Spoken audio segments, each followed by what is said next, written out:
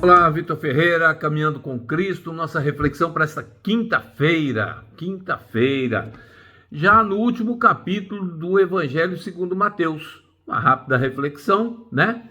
Nesse capítulo trata então da ressurreição de Jesus, né?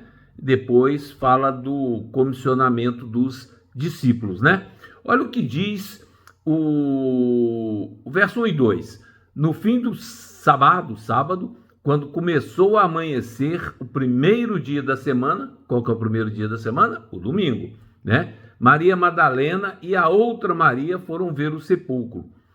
E o versículo 2 diz: E eis que houvera um grande terremoto, pois um anjo do Senhor descera do céu e, chegando-se, removeu a pedra da porta e sentou-se sobre ela.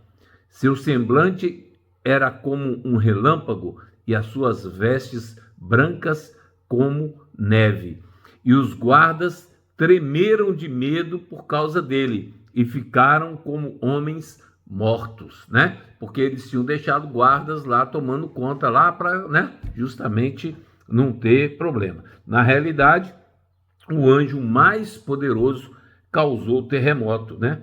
Antes que alguém chegasse ao sepulcro, houve um grande terremoto. O anjo mais poderoso do céu, aquele que ocupava a posição de onde Satanás caiu, recebeu sua comissão do Pai e se vestiu com armadura celestial e repetiu e repeliu a escuridão de seu caminho. Seu rosto era como um relâmpago e suas roupas brancas como a neve. Assim que seus pés tocaram o chão, este tremeu sob seus passos.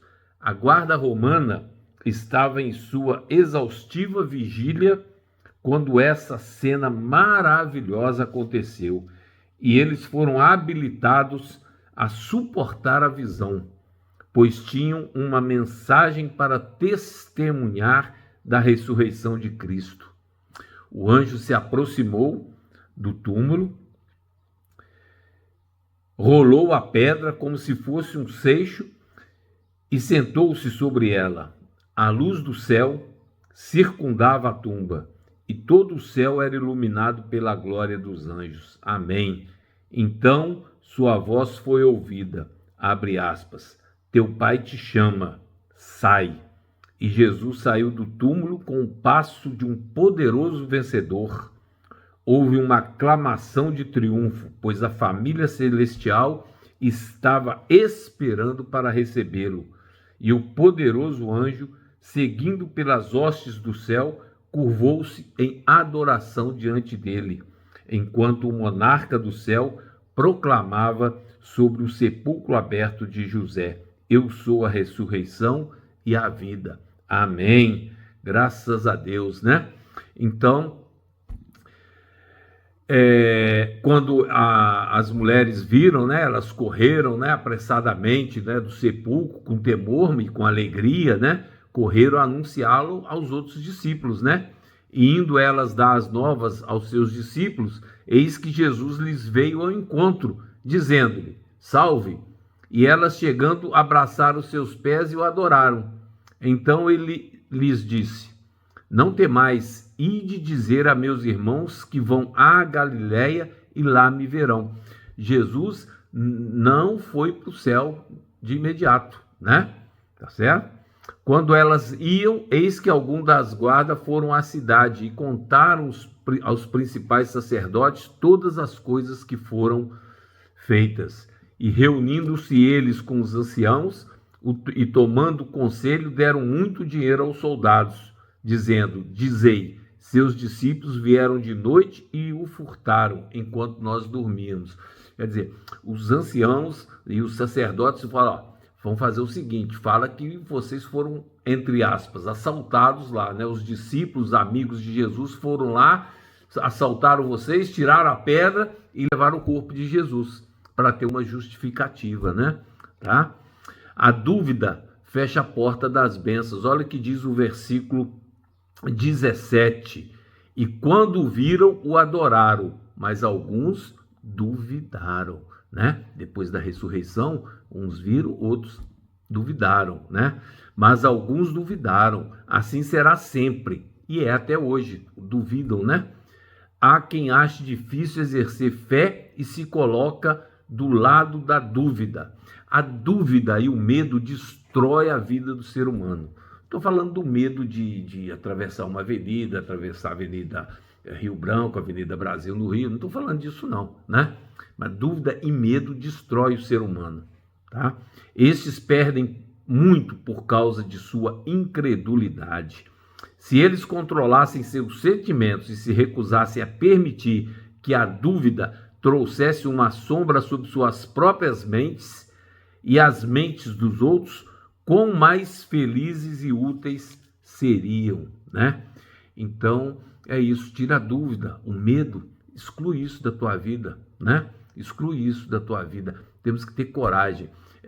Eu já escutei algo mais ou menos assim: se você perder dinheiro, você perde pouco. Se você perder a moral, você perde muito. Mas se você perder a coragem, você perde tudo, né? Então, não deixe a dúvida predominar na sua vida, o medo, né? Tira isso da mente. Tenha fé em Deus, tenha fé em Cristo e a fé de Jesus, né? Cristo está com a igreja por meio do Espírito Santo, né? O versículo 19 diz isso. Portanto, ide, ensinai a todas as nações, batizando-as em nome do Pai, do Filho e do Espírito Santo, né? Então, enquanto Cristo ministra no santuário celestial, né, lá em cima, continua a ser, por meio de seu Espírito, o ministro da igreja na terra. Ausente de nossos olhos, não conseguimos ver, cumpre-se, entretanto, a promessa que nos deu ao partir. O que ele disse? E eis que eu estou convosco sempre, sempre, até o fim do mundo. Cristo não disse assim: eis que eu vou estar com você, quando a coisa estiver boa eu vou estar lá. Não, ele disse que é sempre.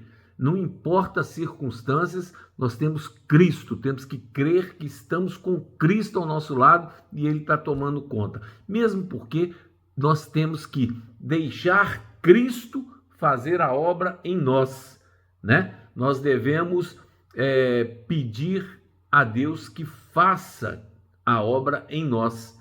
Então eu não consigo bem nenhum para fazer, tá? É Cristo operando, tá certo?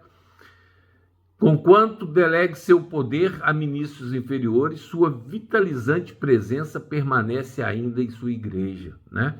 Então, nós temos que buscar cultuar, né? Ter o nosso culto, o nosso estudo bíblico muito interessante. Você precisa estudar, pegar o hábito de ler a Bíblia, de estudar, de entender as profecias, porque nós estamos no final dos tempos, né? Outro dia eu estava vendo eu tinha uma dúvida muito grande sobre, no final dos tempos os filhos de Deus, né, os salvos, não vão poder nem comprar e nem vender. Eu falei, como é que vai ser isso? A explicação está aí, a tecnologia está toda aí, é a moeda digital. E numa oportunidade eu troco ideia com vocês com relação a isso, baseado no blockchain, é o Bitcoin com blockchain, só que sob o controle do governo, simples assim, né? O governo programa lá, o Vitor só pode comprar 50 litros de combustível durante um mês, ponto, passou, não vai mais, é a moeda digital, né? E a gente sabe que tem mais de 54 países já trabalhando efetivamente na implementação disso. Enfim, vamos partir para o próximo evangelho, né? Que é o evangelho segundo Marcos, para a gente também trocar uma ideia. Eu espero que tenha acrescentado alguma coisa a vocês, pelo menos em termos de motivação. Vamos aprendendo junto, estudando junto, e uma passagem rápida sobre cada ponto, porque vale a pena, né? É o que nós temos de importante na vida. Que Deus o abençoe, o guarde, o protege, esteja com a tua família. Em nome de Jesus, amém.